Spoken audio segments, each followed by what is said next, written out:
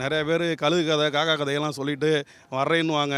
அப்புறம் வரமாட்டேன்னு சொல்லி ரசிகர்களை தப்பான வழிக்கு தான் கொண்டு போய் விட்டுட்டு, அவங்க எனக்கு தெரிஞ்சு ஒரு பல தலைமுறைகள் முன்னாடி இருக்கக்கூடிய 30 வருஷத்துக்கு முன்னாடி ஒரு பல தலைமுறைகள் கெட்டதுக்கு காரணமே காக்கா கழுகு கதை சொன்னவர் தான். அவர் எல்லா வேலையும் பண்ணார். அப்போ சிகரெட்டை பிடிச்சாரு, தண்ணி அடித்தார், இளைஞர்களை தவறான பாதை கொண்டு போனார். ஆனால் தளபதி அப்படி என்றைக்குமே செஞ்சதில்லை. அவங்க நடித்த காலத்துலேருந்து முடிஞ்ச அளவுக்கு மக்களுக்கும் சரி, இளைஞர்களுக்கும் சரி, நல்ல விஷயங்களை தான் ஒவ்வொரு திரைப்படத்துலையும் காமிச்சிருக்காங்க. அது மட்டும் இல்லாமல் பார்த்தீங்கன்னா, தளபதி அதுக்கப்புறம் பின்னாடி சிகரெட் பிடிக்கிற விஷயங்களையும் நிறையா குறைச்சிக்கிட்டாங்க சினிமாக்களில். அது போக பார்த்தீங்கன்னா, அவங்களோட கொள்கை பார்த்தீங்கன்னா, இன்றைக்கி தமிழ்நாட்டில் திராவிட கட்சின்னு சொல்லி நிறையா பேர் ஏமாற்றிக்கிட்டு இருக்காங்க.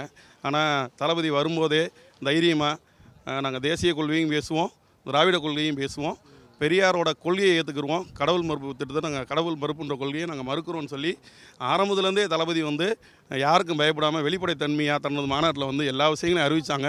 இப்போ நாளைக்கு நிறையா விஷயங்களை அறிவிக்க தான் போகிறாங்க.